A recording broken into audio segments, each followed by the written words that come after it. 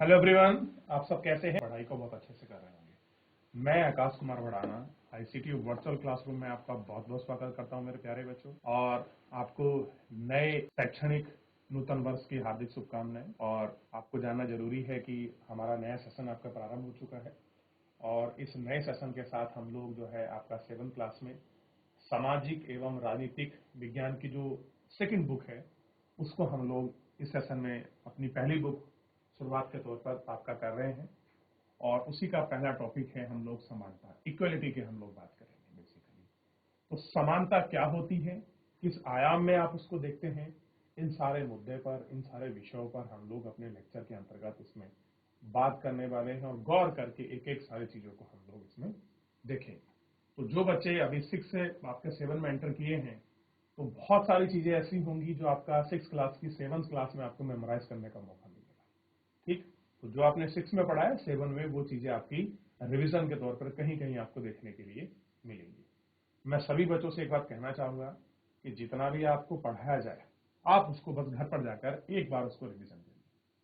और रिवीजन करने के बाद कुछ भी आपके मन में ऐसा डाउट बनता है, कोई भी क्वेरी, कोई भी क्वेश्चन ऐसा आता है जो आपको नहीं पता, उस क्वेरी का, उस क्वेश्चन का एकमात्र, ठीक है, एकमात्र आप सॉल्यूशन है कि आप उस डाउट को, उस क्वेरी को आप हमसे चैट के माध्यम से लाइव जुड़कर आप हमसे अपनी क्वेरी को, अपने क्वेश्चन को, अपने डाउट को बेहिचक तरीके से आप हमसे पूछ सकते हैं। क्लियर है? अगर किसी का कोई क्वेरी है, कोई प्रश्न है, कोई डाउट है, कोई भी ऐसी चीज है जो आपकी बन जाती है, वो बेहिचक आप हमसे पूछ लीजिए। ठीक है? और कोई भी अगर ऐसा डाउट रहता है उसमें भी आप पूछ सकते हैं। तो पहला चैप्टर, पहली इकाई हमारे साथ है, इसको हम देखते हैं। और सबसे बड़ी बात है, इस चैप्टर के अंतर्गत हम सबसे पहले देखेंगे समानता, इक्वलिटी। ठीक, अब आप सबसे पहले अध्याय 1 में कुछ कैरेक्टर दिए गए हैं, कुछ चरित्र हैं, आप उनको देखिए। सबसे पहले छोटे लाल एक किसान है, मंजीत कौर शिक्षिका है, पेज आपका तेजा सिंह व्यापारी है, ग्रीस राव छात्र है, कांता देवी घरेलू कामगार है, सुजाता घरेलू कामगार है। ठीक, तो अब देखिए अलग अलग व्यक्ति हैं, मेल फीमेल है, उनके काम अलग अलग हैं, कोई किसान है, कोई व्यापारी है, कोई छात्र है, कोई शिक्षक है, कोई घरेलू काम करती है। तो सबके कैसे हैं, जो व्यवसाय है वो सबका डिफरेंट डिफरेंट है, अलग अलग है। तो इस टॉपिक में हम बेसिकली समानता की बात करेंगे। समानता क्या? इक्वलिटी। अब कैसी समानता बात करेंगे, है क्या समानता? क्या समानता कोई नाम है, समानता कोई अधिकार है, ये क्या है? इस पर हम लोग देखेंगे। सबसे पहले आप देखिए, लोकतंत्र, भारत एक लोकतंत्र देश है, पता होना चाहिए। भारत कैसा है? डेमोक्रेटिक कंट्री है। कैसी है? आपको ध्यान रखिए, भारत एक लोकतांत्रिक देश है। और कक्षा 6 को पुस्तक में हमने लोकतांत्रिक सरकार के मुख्य तत्वों के बारे में पढ़ा है। कैसे पढ़ा है? मुख्य तत्वों के बारे में पढ़ा है, जैसे लोगों की भागीदारी, संघर्ष, शांतिपूर्ण समाधान, समानता, न्याय। और अगला क्या है? लोकतंत्र की मुख्य विशेषता है और इसकी कार्य प्रणाली से सभी पहलुओं को प्रभावित करती है। इस अध्याय में आप समानता के बारे में और अधिक जानेंगे कि लोकतंत्र के लिए क्या आवश्यक है, क्यों आवश्यक है, भारत में सब समान है या नहीं। हम कांता की कहानी पर चर्चा आरंभ करेंगे। अब सबसे बड़ी बात है, भारत के लिए क्या आवश्यक है, क्यों आवश्यक है, भारत में सबके लिए समान है या नहीं। हम कांता की कहानी की चर्चा हम इसी से आपका प्रारंभ करेंगे। ठीक, ठीक है ना? ये आपको ध्यान रखना। अब देखिए, चुनाव के दिन कांता और उसकी दोस्त सुजाता वोट डालने की बारी का इंतजार कर रहे थे। सुजाता हुआ, ठीक, और कांता क्या कर रहे थे? वोट डालने में उसकी बारी का वेट कर रहे थे। कितनी अच्छी बात है ना सुजाता, कि हम सब अपने देश के समान नागरिक के रूप में वोट डाल सकते हैं। आपस में चर्चा कर रहे हैं कि कितनी अच्छी बात है कि हम सब क्या हैं? देश के समान नागरिक के रूप में वोट डाल सकते हैं। कैसा है? हम सब लोगों को एक समान वोट देने का राइट हमको मिला, यानी कि वोटिंग राइट कैसा है? बिल्कुल इक्वलिटी में है हम लोग। ठीक, कैसा है? एक फेज में है। हाँ बिल्कुल, कैसे हैं? बिल्कुल हम एक फेज में है। थोड़ा सा अभी उन्होंने कह दिया है। अब देखिए, चल कांता, अब तेरी बारी आई है। यानी कि ये लोग वोट गिनने खड़े हैं, लाइन लगा रखी है कतार में। अब कह रहे हैं कि कांता तेरी बारी आई है। और आप देख चुके हैं कांता कौन है? कांता घरों में काम करने वाली एक कामगार है। क्या है? घरों में काम करने वाली एक कामगार है। अब उसका नंबर आया है वोट गिनने के लिए। और आपको पता है हम वोट क्यों गिनते हैं? अपना नेता चुनने के लिए, अपना प्रतिनिधि चुनने के लिए। ठीक, आपने लोकसभा के चुनाव देखे होंगे, आपने ठीक राज्य और इसमें जो विधायिका के चुनाव है वो आपने देखे होंगे, नगर पालिका, नगर परिषद, ग्राम पंचायत, ग्राम प्रधान, ठीक, पार्षद के, ये सारे चुनाव होते हैं। मैं तो उसे वोट दूंगी जिसने हमारे मोहल्ले में पानी की लाइन लगवाने का वादा किया है। अब देखिए क्या कह रही है कि मैं वोट किसको दूंगी? जिसने ये प्रॉमिस किया है कि मैं आपके मोहल्ले में पानी की पाइपलाइन लगवाऊं। किसको वोट मिलेगा? पानी की पाइपलाइन लगाने। ठीक, तो ये आपको ध्यान रहना चाहिए कि पानी की पाइपलाइन लगाने वाले को ही क्या मिलेगा? सबसे पहले आपको वोट का मौका मिले। ठीक है, ध्यान रहे। तो आपकी क्लास में ये सारी चीजें आपको देखकर चलनी है। ठीक, अब देखिए, अब्दुल रहमान कारीगर है, साबानो साहबानो गृहिणी है, ग्रेस लेमस क्या है? आपके परामर्शदाता है, आइक जैक लैंगन क्या है? आपके सरकारी अधिकारी हैं, रुखसाना मिर्जा मीडिया कर्मी है, योगराज बेरोजगार है, अशोक जैन उद्योगपति। कुछ और करेक्टर आपने देखे? ठीक, तो सबसे पहले आप बताइए, जो वोट देने का अधिकार है इसे आप क्या समझते हैं? बच्चों, आपकी नजर में वोट देने का अधिकार क्या है? बताया कोई बच्चा? मतलब कितने बच्चों ने वोटिंग करी है? अभी आप लोग नहीं कर सकते, क्योंकि जब तक आप 18 वर्ष की आयु कंप्लीट नहीं कर सकते तब तक आपको वयस्क नहीं माना जाएगा, और वयस्क नहीं माना जाएगा तो आप चुनाव में भागीदारी नहीं कर सकते।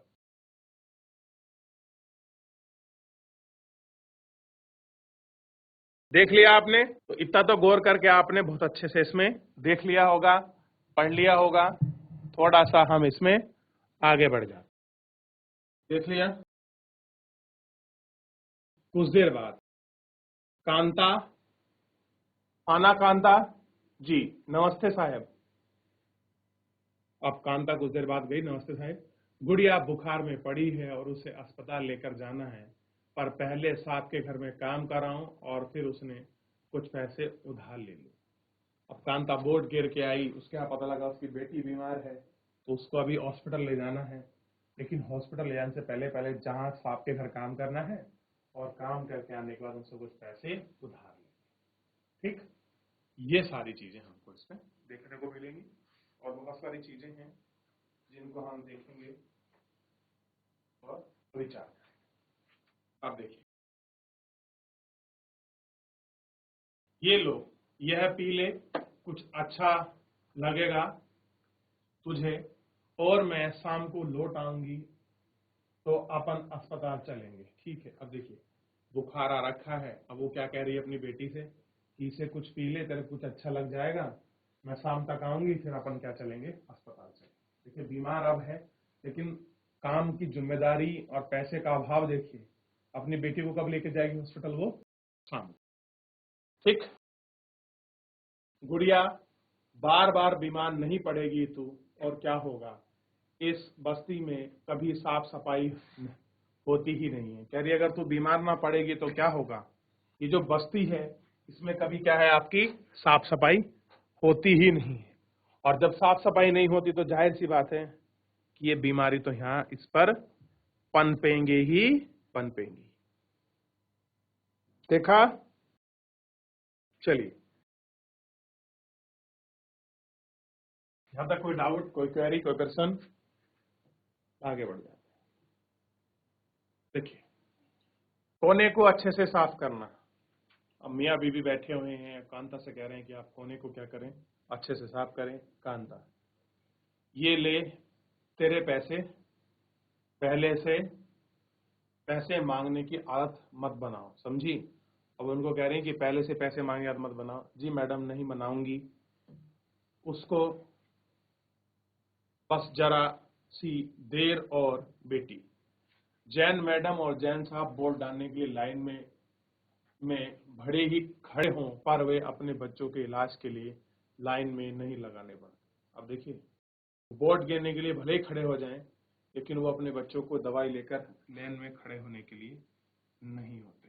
ठीक, ये हमको देखना है। अब देखिए क्या स्थिति थी। आपने एक कांता की कहानी को पढ़ा कि कैसे उसने वोट गिरा, घर में साफ सफाई करी, पैसे एडवांस मांगे, अपनी बेटी को हॉस्पिटल ले जा रही है और उसके बाद भी वो लाइन। तो ये स्थिति है और हम बात कर रहे हैं समानता की। तो कैसी समानता है, इस पर भी हम लोग अपनी चर्चा करेंगे, गौर करेंगे। फिलहाल कांता की कहानी को इतना पढ़ने के बाद आपके मन में कोई विचार आ रहा है, कोई चीज आ रही है, तो बेहिचक बेधड़क आप मेरे से पूछ सकते हैं मेरे प्यारे बच्चों। अगर कोई क्वेरी आ रही है, कोई कांता की कहानी को रिलेटेड लेकर कोई चीजें आपके मस्तिष्क में आ रही हैं, तो आप उनको साफ साफ पूछ लीजिए। आप इतना फिलहाल इस स्टोरी में पूरा देख चुके हैं। अब बात करेंगे मताधिकार की समानता, यानी कि वोट गिनने की समानता क्या। कहानी का प्रारंभ कांता की वोट गिनने की लाइन में लेके खड़े होने से होता है। अब कहानी क्या थी कि कांता क्या कर रही थी, आपका वोट गिर रही थी और वहां से खड़ी हुई, ठीक, और खड़ी होकर उसने वोट गिनना प्रारंभ किया। अब देखिए आगे पढ़ें तो और बहुत सारी चीजें हैं जो उससे समझ आएंगी और बड़े स्पष्ट तरीके से जो आपको क्लियर भी होंगी। उन्हें उन विविध लोगों की ओर देखें जो उसके साथ लाइन में खड़े थे। कांता अपने मालिक अशोक जैन को पहचान लेती है और अपने पड़ोसी छोटेलाल को भी। भारत जैसी एक लोकतंत्र देश में सब वयस्कों को मत देने का अधिकार है। कह रहे भारत जैसे लोकतांत्रिक देश में सबको वयस्क को मत देने का अधिकार है, चाहे उनका कोई धर्म हो या नहीं, शिक्षा का स्तर है या नहीं, जाति हो या नहीं, वे गरीब हो या अमीर। इससे जैसा आपके पीछे आप पुस्तक में पढ़ चुके हैं, सार्वभौमिक वयस्क मताधिकार, और पिछले साल की बुक में आपने पढ़ा है सार्वभौमिक मताधिकार के विषय में। और यह भी लोकतंत्र की आवश्यकता ही का पहलू है। सार्वभौमिक वयस्क मताधिकार का विचार समानता के विचार पर आधारित क्या है। सार्वभौमिक वयस्क मताधिकार का जो विचार है वो क्या है, समानता के विचार पर आधारित है, क्योंकि यह घोषित करता है कि देश का हर व्यक्ति, स्त्री पुरुष, चाहे उसका आर्थिक स्तर या जीवन कुछ भी क्यों ना हो, एक वोट का हकदार है। और कह रहा है चाहे कोई स्त्री हो या पुरुष, आर्थिक स्थिति कैसी हो, जाति से कोई क्यों ना हो, लेकिन एक उसको वोट गिनने का वो हकदार है। और यही है लोकतंत्र की सबसे बड़ी खासियत कि आप अमीर हैं, गरीब हैं, किसी भी जाति के हैं, लेकिन एक वोट गिनने का अधिकार आपको है। अगर आप भारत के नागरिक हैं तो आपको ये वोट गिनने का अधिकार है और आपको इससे कोई वंचित नहीं कर। क्लियर है, देख रहे हैं। अगला है कांता वोट देने के लिए बहुत उत्सुक है और यह देखकर भी बहुत खुश है जो अन्य सबके बराबर है, क्योंकि उनके पास भी एक ऐसा ही, कह रहे हैं कि उसके पास भी कैसा है, एक ऐसा ही वोट है। किसके पास, कांता के पास। कहानी आपने सुनी है कि हम वोट किसको देंगे, जिसने ये वादा किया है, जिसने प्रॉमिस किया है कि आपकी कॉलोनी में क्या आएगी, पानी की पाइपलाइन। तो जो पानी की पाइपलाइन देगा, वोट किसे मिलेगा, पानी की पाइपलाइन को पहुंचाने तक वाले को।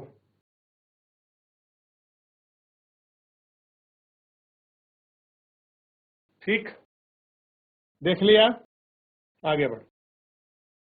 परंतु जैसे जैसे दिन बीतता जाता है, कांता के मन में समानता का वास्तविक अर्थ की शंका उठने लगती है।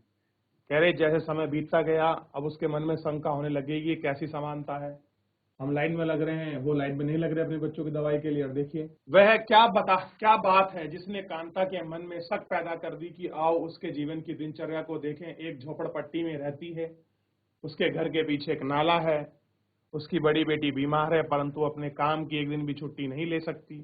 क्योंकि अपने मालिकों से बच्ची को डॉक्टर के पास ले जाने के लिए उसके पैसे उधार लेना है, घरेलू काम की नौकरी से थकती है, अतः उसे दिन में संपत्ति फिर लंबी लाइन में खड़ा होकर होती है। ठीक, सर के अस्पताल के सामने लगी लाइन उस लाइन से भिन्न है जिसे वह सुबह लगती है, क्योंकि लाइन में खड़े होकर अधिकांश लोग सब गरीब ही हैं। कैसे हैं? गरीब हैं। आप भी, आपके विचार में समानता के बारे में शक करने के लिए कांता के पास पर्याप्त कारण क्या है? कि क्या कारण है कि कांता शक कर रही है कि उसकी समानता है या नहीं? तो वो कौन से पर्याप्त सबूत हैं या किन आपके मुद्दों पर बात कर रही है? ये सारी चीज ऐसी है। ठीक, ये आपको देखना है। देख लिया आपने, बात कर ली। तो ये ऐसे कुछ मुद्दे हैं, ये कुछ ऐसी सारी चीजें हैं जिन पर आपको एक एक करके एक एक बिंदु पर आपको विचार करना है और विचार करके आपको देखना है। ठीक, और उन पर आपको बात भी करनी है। ठीक है ना मेरे प्यारे बच्चों? चलिए, तो ये सारी ऐसी चीजें हैं, ये सारे ऐसे बिंदु हैं, ये सारे ऐसे आगे बढ़ेंगे, विचार करेंगे, सबको गौर करके देखेंगे। फिलहाल इतना ही, और इससे आगे बढ़ने से पहले एक बार अगर कुछ पूछना है, कुछ डाउट आ रहा है, पूछ लीजिए। कोई भी बच्चा किसी भी स्कूल से खड़ा होकर पूछ सकता है।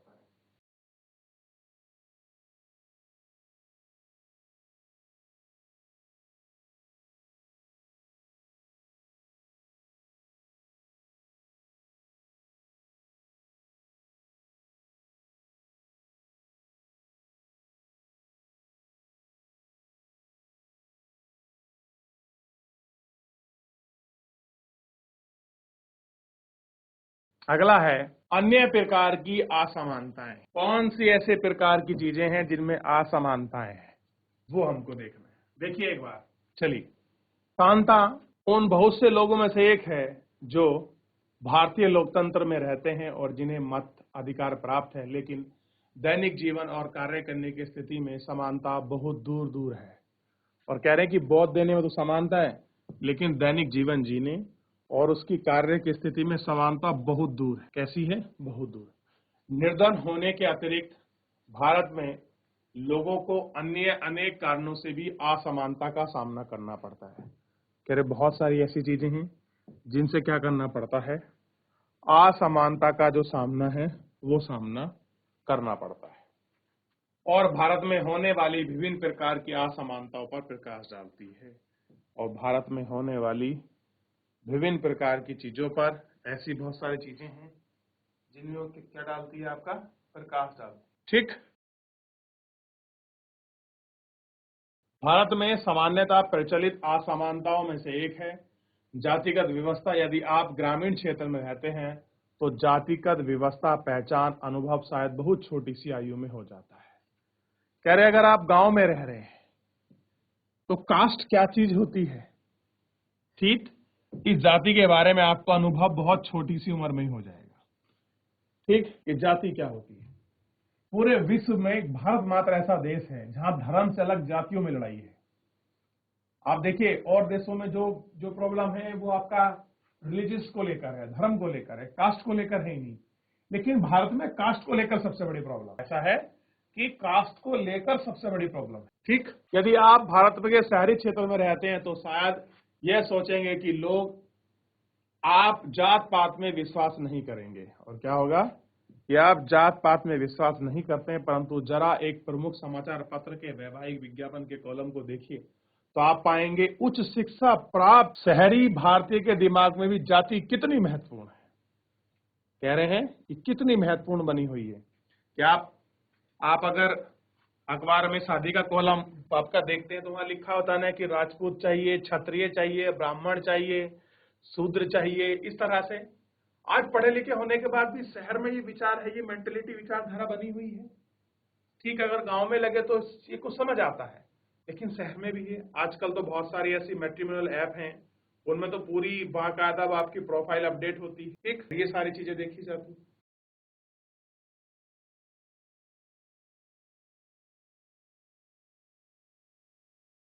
ये सारे ऐसे बिंदु हैं, ऐसे मुद्दे हैं जिन पर विचार करने की अति आवश्यकता है, अति आवश्यक। ठीक,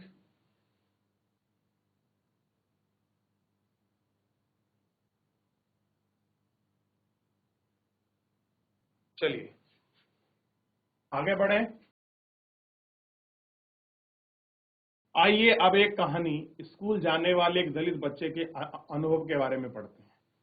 और कह रहे हैं एक कहानी और है, स्कूल जाने वाला कोई आपका दलित बच्चा है, उस दलित बच्चे के बारे में पढ़ते हैं। दलित के बारे में आप पहले पिछले अध्याय में पुस्तक में पढ़ चुके हैं कि दलित एक ऐसा शब्द है जो निचली कहे जाने वाली जाति स्वयं को संबोधित करने के लिए प्रयोग में लगाती है। निचली जाति क्या है? निचली जाति, उचली जाति, अपर कास्ट, लोअर कास्ट। दलित का अर्थ है कुचला हुआ, आपका टूटा हुआ। शायद इस शब्द का इस्तेमाल करके दलित संकेत करते हैं कि पहले उनके साथ भेदभाव होता था, आज भी हो रहा है। क्या कर रहे हैं वो? ये ऐसे इंडिकेशन देना चाहते हैं कि हम कुचे हुए हैं, कुचले हुए हैं, हम आपका टूटे हुए हैं, और हमारे साथ पिछले टाइम में भेदभाव होता रहा है और वर्तमान में भी ये चीजें हो रहा है, हो रही है। तो ऐसी कुछ मेंटल चीजें जो है बनी हुई। अब देखिए, ओम प्रकाश वाल्मीकि 1950 से 2013 के प्रसिद्ध लेखक थे। अपनी आत्मकथा झूठन में लिखते हैं कि स्कूलों में दूसरों से दूर बैठना पड़ता था। वह जमीन पर थे, अपने बैठने की जगह तक आते आते चटाई छोटी पड़ जाती थी। कभी कभी एक कदम पीछे दरवाजे के पास बैठना पड़ता था, जहां से बोर्ड पर लिखे अक्षर धुंधले दिखाई देते थे। कभी कभी बिना कारण पिटाई भी कर देते थे। जब वे कक्षा 4 में थे, उनके प्रधानाचार्य ने ओम प्रकाश से स्कूल और खेल के मैदान में झाड़ू लगाने को कहा। वे लिखते हैं कि लंबा चौड़ा मैदान मेरे वजूद से कई गुना बड़ा था, जिसे साफ करने में मेरी कमर दर्द करने लग गई और धूल से चेहरा सर आट आ गया, मुंह के भीतर धूल घुस गई। मेरी कक्षा में काफी बच्चे पढ़ रहे थे और मैं झाड़ू लगा रहा था। हेडमास्टर अपने कमरे में बैठे थे, लेकिन निगाह मुझ पर टिकी थी। पानी पीने की तक की इजाजत नहीं थी। पूरे दिन में मैं झाड़ू लगाता रहा। स्कूल के कमरों की खिड़की दरवाजों से मास्टर और लड़के की आंखें छिपकर तमाशा देख रही थी। ओम प्रकाश से अगले 2 दिन तक स्कूल और खेल के मैदान में झाड़ू लगवाई जाती रही। यह क्रम तब रुका जब उधार से गुजरे हुए उसके पिता ने बेटे को झाड़ू लगाता देखा। उसने शिक्षक को कहा, सहायक पूर्वक सम्मान किया। ओम प्रकाश का हाथ पकड़कर स्कूल से बाहर ले जाते ऊंचे स्वर में सबको सुनाते हुए कहा, मास्टर हो इसलिए जा रहा हूं, पर इतना याद रखिए मास्टर, यह पढ़ेगा और इसी मदरसे में, और यही नहीं इसके बाद और आगे पढ़ने का कुं। तो इस तरह से पूरी कहानी है। आप देखिए, ये ओम प्रकाश वाल्मीकि ने अपनी बुक लिखी है, ठीक, झूठन। तो किस प्रकार से दलितों के साथ भेदभाव, डिस्क्रिमिनेशन पुराने समय में होता आया है, चला आया है, आप उसको महसूस कर सकते हैं। बहुत सारे ऐसी कहानी है। ऐसी कहानी डॉक्टर भीमराव अंबेडकर, भारत के संविधान निर्मात्री सभा के जो आपके प्रमुख संघीकार रहे हैं, उनके व्यक्तिगत जीवन से जुड़ी है, और उन्होंने उसको बड़े पास से अनुभव किया है कि किस प्रकार से उनका जीवन था। ठीक, अब कह रहे हैं ओम प्रकाश वाल्मीकि किताब झूठन का मुख्य प्रश्न, जिसमें एक दलित बालक के रूप में खड़े होने का अनुभव उन्होंने प्रस्तुत किया है कि वो एक बालक है, दलित बालक है, कैसे उनका जीवन रहा है, कैसे उन्होंने वहां जीवन व्यतीत किया है, उसको बहुत अच्छे से फील करते हैं और उसको महसूस करते हैं। क्लियर है? देख लीजिए, पढ़ लीजिए, कुछ डाउट है पूरे चैप्टर में अब तक जितना हमने पढ़ा है। अभी 2 कहानी हमने पढ़ी, एक कांता की कहानी पढ़ी, एक हमने ओम प्रकाश वाल्मीकि की। तो दोनों कहानियों का डिफरेंसेस आप थोड़ा सा समझ चुके होंगे। दोनों का अंतर आप बेसिकली इस चैप्टर में कर सकते हैं। तो कोई भी अगर डाउट आपका बन रहा है, कोई भी क्वेरी आपको चैप्टर में आ रही है, कोई चीज ऐसी है जो आपको समझ नहीं आई है मेरे प्यारे बच्चों, तो आप मुझसे लाइव जुड़कर चैट के माध्यम से इस चैप्टर में कोई भी आपका डाउट, कोई क्वेरी है तो आप मुझसे पूछ सकते हैं, कोई भी स्कूल का कोई भी बच्चा। चलिए तो मेरे प्यारे बच्चों, फिलहाल आज इस चैप्टर में इतना ही। मिलते हैं नेक्स्ट लेक्चर में, तब तक अपना ध्यान रखिए, स्वस्थ रहिए, अपनी पढ़ाई को बहुत अच्छे से करते रहिए। मुझसे जुड़ने के लिए आपका बहुत बहुत धन्यवाद।